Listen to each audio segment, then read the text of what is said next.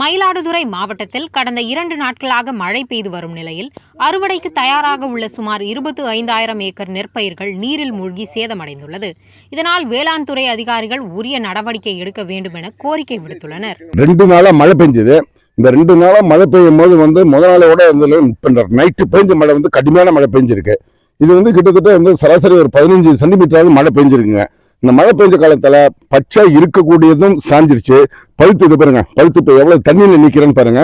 இப்போ பழுத்து விளைச்சல்லாம் அறக்க முடியாத கண்டிஷன்ல நிக்குதுங்க.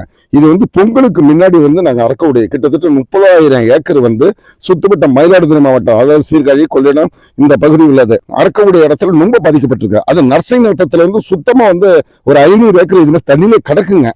மிஷினை விட்டு அறக்க முடியுங்க. மிஷினை விட்டு அறுத்தனா அந்த சேத்துல அப்படியே குறைஞ்சி கதிரெல்லாம் மூடி ஒண்ணுக்கு பேர் பாதி அறுப்பான்.